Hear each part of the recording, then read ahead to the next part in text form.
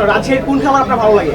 আম আম অনেক ভালো লাগছে অবশ্যই। আর রাজশাহীতে খুব কম আসা হয়েছে তুলনামূলক, কিন্তু এসে দেখলাম খুবই সুন্দর পরিপাটি গুছানো একটা শহর, এবং শহরের সব লোকজনও অনেক আন্তরিক।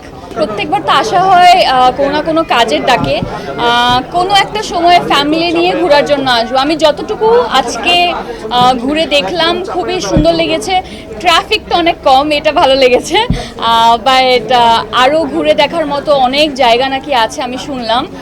ইনশাল্লাহ আসা হবে আবারও, আর তখন আমি আরও ভালো করে বলতে পারবো কেমন লেগেছে। আজকে যতটুকু দেখেছি অনেক ভালো লেগেছে।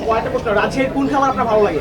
আম আম খুবই ভালো লাগলো। অনেক সুন্দর সুন্দর কালেকশন আছে, ভালো কালার কম্বিনেশন আছে, সব ধরনের প্রাইস রেঞ্জের মধ্যে আছে। তো অবশ্যই আপনারা সবাই রানীমাটে আসবেন এবং দেখবেন। আমি এটুকু বলতে পারবো, তাদের কালেকশনটা অবশ্যই আপনাদের ভালো লাগবে।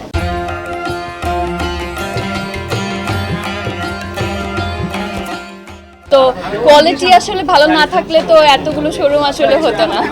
আমি যেটা দেখেছি আমার কাছে বেশ অ্যাফোর্ডেবল মনে হয়েছে। আর প্রত্যেকটা প্রোডাক্টগুলো মানে প্রোডাক্টের একটা রেঞ্জ থাকে যেগুলো স্টুডেন্টদের জন্য, তারপর হচ্ছে গিয়ে একটা প্রিমিয়াম রেঞ্জ থাকে। তো আমার মনে হয় কেউ খালি হাত যাবে না এখানে। ফার্স্ট টাইম আমি রাজশাহীতে এসেছি বিকজ অফ আজকে ইরানি মার্টের শোরুম ওপেনিংয়ের প্রোগ্রাম ছিল। আমি এসেছি, সাথে মেজাবিন আপুও এসেছে। এখানের অভিজ্ঞতা বলতে গেলে ভালো লেগেছে, বাট অনেকটা ক্রাউড, যেহেতু জনপ্রিয়তা সবারই আছে। সো ওই ক্ষেত্রে আমাদের লাভলি পিপল যারা আছে, আমাদের শুভাকাঙ্ক্ষী যারা আছে, সবাই আশেপাশে আছে, ইভেন এমনকি নিচে এখন পর্যন্ত আছে।